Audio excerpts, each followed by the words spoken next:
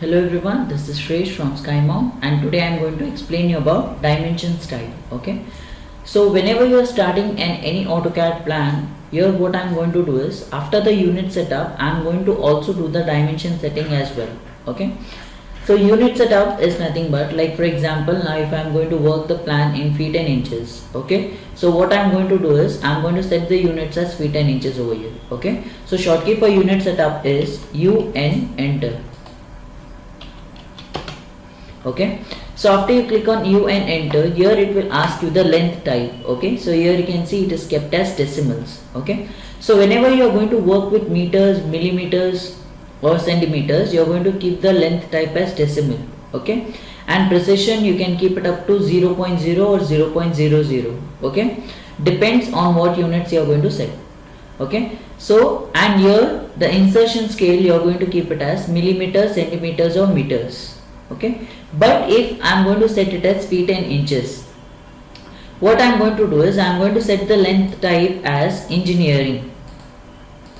Okay, so next here I am going to set the precision as 0 feet 0.0 inches. Okay, so what is this precision actually is, you are going to enter the value in such format. Okay, so like for example, you may be entering a value of 4.5 inches. Okay, so you will be noting 0.0 inches over here, so you won't be adding as 4.0.5 inches, isn't it?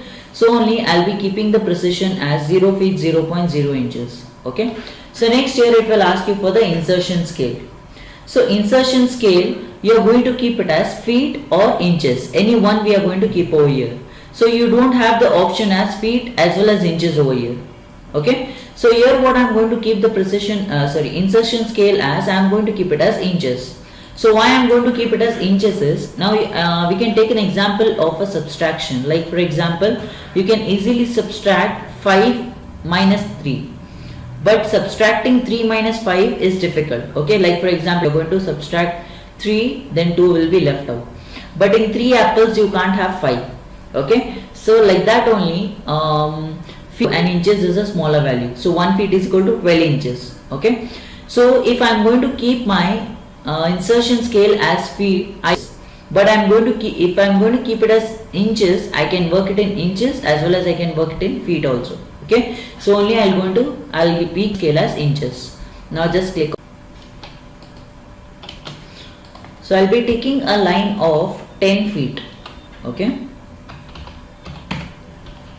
Okay, so now after taking this line, now here what I'll do is I will measure this line over here. Okay, so shortkey for linear is DLI, enter. So I will measure it like this, but you can see over here it is showing as 120.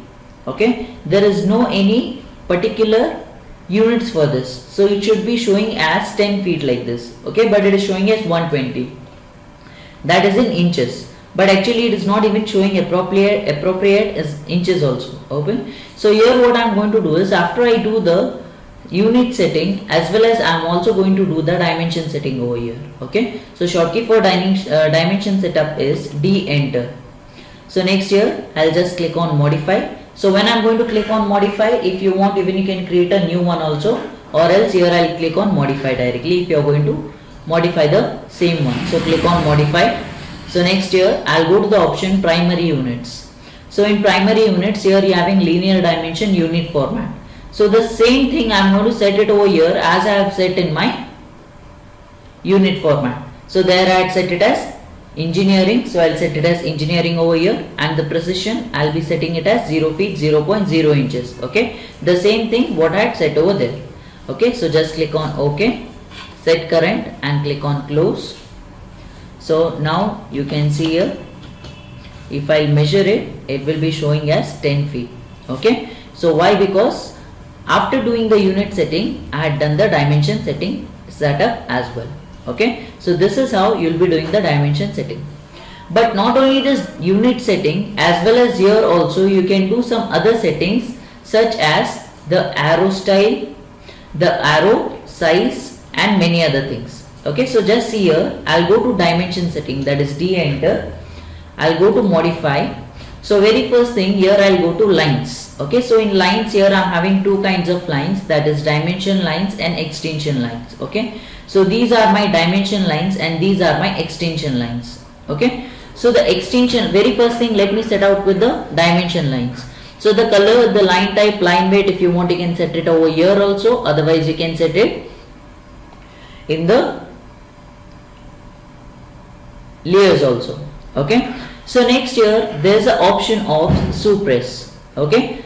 So suppress, like if you will click on this dim line 1 and dim line 2, you can see the dimension lines are not visible now. Okay, so if you don't want the dimension lines to be visible, what you can do is you can check these two options. The dimension lines will be not visible. Okay, same thing again here you are having option for extensions lines as well. So if you don't need an extension line, so here what you can do, you can suppress the extension lines like this by checking on this option. Okay, so next, sometimes here what you will be doing is, instead of getting so big extension lines, if you need just small extension lines, okay, so here what you can do is you can keep the option as fixed length extension line. So you can see you will be getting a small extension line instead of getting a long extension line like this. Okay, so these all settings you can do. So same way, next here go to symbol and arrows. So in symbol and arrows, very first thing here you will get the arrowhead style. So how do you need your arrowhead? So it is closed field. So it is by default. You can see it is a closed field over here. So here you are having different options, like if you want closed blank, or if you want an architectural tick, or what all the options you can see here. Many options are there which you can use over here. Okay. So like for example, I will keep it as architectural tick. The first one what you are going to set, the by default, the second one also will be taken by itself. So next afterwards, here you can give the arrow size over here. So if you are thinking that the arrow size is very small, then here what you can do is you can set the arrow size. Like for example, I can give it as 3.5 inches. So next here comes with the center mark. Okay. So while I was telling you the dimension class, remember there was a center mark option. Okay. So the center mark. So what type of center mark do you need? So you don't need anything, whether you need just a mark or whether you need a line. Okay. So these are the three types of center marks over here. Okay, which you can use. So next here, come to text. Okay. So next in text, here you are going to set the text style again. Okay. So here there are no text style available with me. So what I am going to do, I am going to click on the source icon, and here first I will be choosing the text style whichever I need. Like for example, here I will click on new. So this is for dimension. So I will give the name dimension. I will click on OK. And here I will keep the dimension style as Times New Roman. So whichever you want, you can set it over here. You can give the text height particularly, like for example, whenever you are giving the arrowhead height and the height of the text should be same. Okay, it should be proportionate. So like for example, that I had given it as 2.5 inches. So this also I will give it as 3.5 inches. Sorry, 3.5 inches and 3.5 inches. So just click on apply, set current, and click on close. Okay, so drop down this and select it as dimension. Okay, so next text height already have set it over there, so it is by default taken over here. Okay, so next draw a frame around the text. So if you need a frame around the text, you can keep it as frame around the text like this. So next text placement, how do you need? So if it is vertical, whether you need it as above or you can keep it as centered like this. Okay, and next they having again options as outside and many other options over here below. So here I will prefer an option center. Okay, it will look good also. So next here horizontal, again you are going to keep it as centered itself. View direction. So how you are going to read the text? So whenever you are reading the text, you will be reading it from left to right. Okay, so if you want, you can make it as right to left, but you will be getting it in the opposite direction.